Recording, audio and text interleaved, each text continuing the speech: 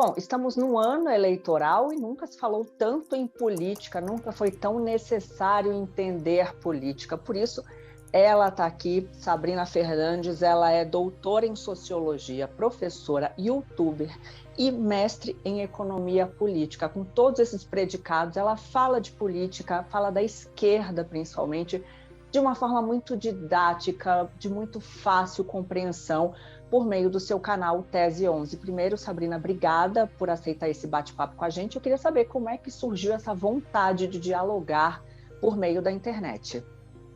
Oi, Lilian, é um prazer estar aqui com o Grupo Perfil.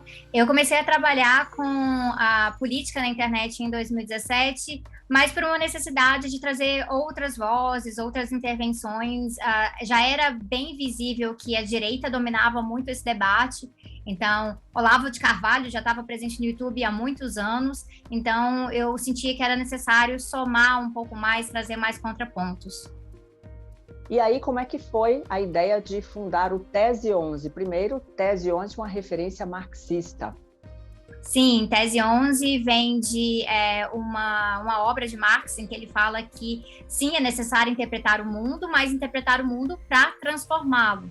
Então, é pensar como a gente compreende a nossa realidade com o objetivo de, se a gente está identificando desigualdades, se a gente está identificando conflitos, problemas, a gente quer transformar essa realidade para algo melhor.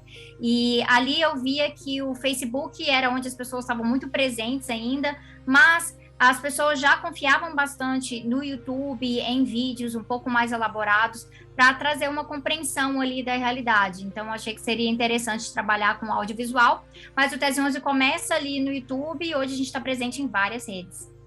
E aí, como é que é lidar com a polarização política, não só nas redes sociais? Você chega num boteco, você chega numa padaria, o papo política está de uma forma bastante agressiva muitas vezes. Como é que é para você, que com muito jeitinho, eu já vi algumas explicações tuas, inclusive tentando lidar com a má educação, com haters, como é que é essa polarização que afeta o teu trabalho? A gente vê que por conta dessa conjuntura em que a gente está, e principalmente porque a gente enfrenta um problema com o personalismo, as pessoas têm ali, às vezes, um político de estimação, uma figura, uma liderança que acha que vai resolver tudo, e partem para uma lógica meio que de briga de torcida mesmo, né? Ou fica algo muito doutrinário, muito religioso.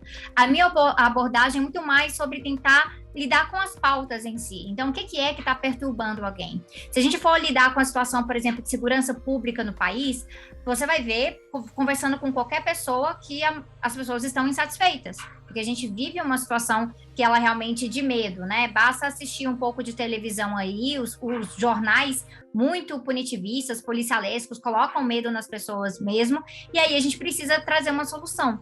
E aí, de um lado, trazem algumas soluções muito simplistas, que na verdade são falsas, não resolvem o problema, e aí faz com que a gente tenha que ir lá atrás ver o que está na raiz do problema. Então, eu gosto de trabalhar com a questão da raiz do problema. Então, segurança pública não se resolve simplesmente colocando pessoas na cadeia, porque isso já tem sido feito há muitos anos e o problema continua como está e às vezes piorando, né, em certos casos. Então, a gente vai na raiz do problema, a gente vê de onde vem a criminalidade, o que é crime, o que talvez poderia ser resolvido com mais educação, com um melhor planejamento urbano, e aí com isso a gente pode desenvolver algum certo diálogo ali mesmo, né, o que a gente chama de um trabalho de politização.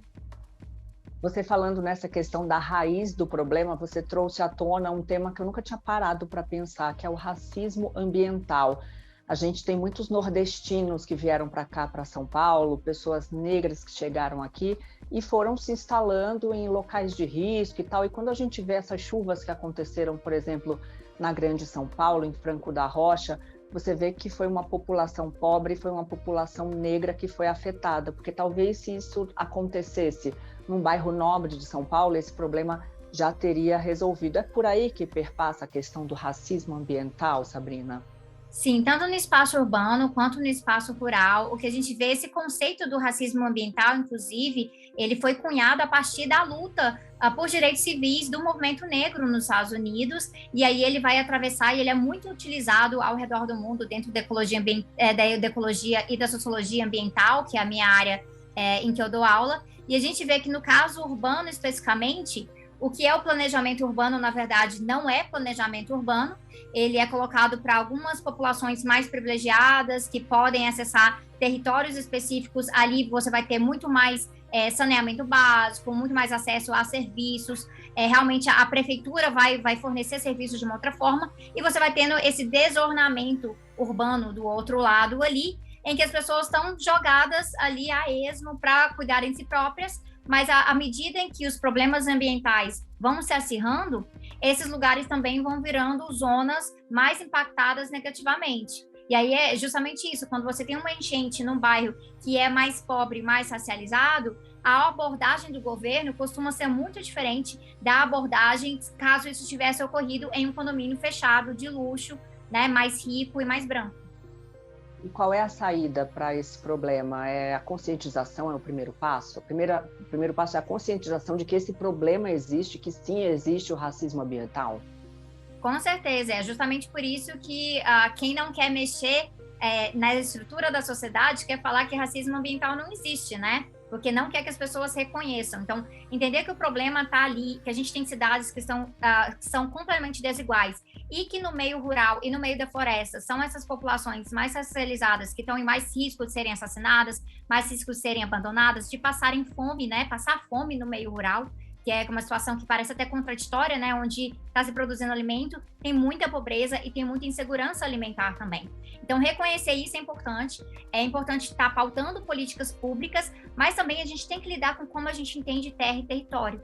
Então, as nossas cidades são organizadas hoje em dia para quem tem muito mais poder econômico, sendo que a gente tem que pensar direitos. O que é o direito à moradia? Não é só direito a ter uma casinha, mas ter uma casinha boa, num lugar em que você tenha bom saneamento básico, em que a iluminação seja boa, em que a rua seja pavimentada, tenha acesso a lazer, tenha acesso a um parque. Então, pensar a dignidade das pessoas como algo que está nessa estrutura de direitos que a gente tem que desenvolver.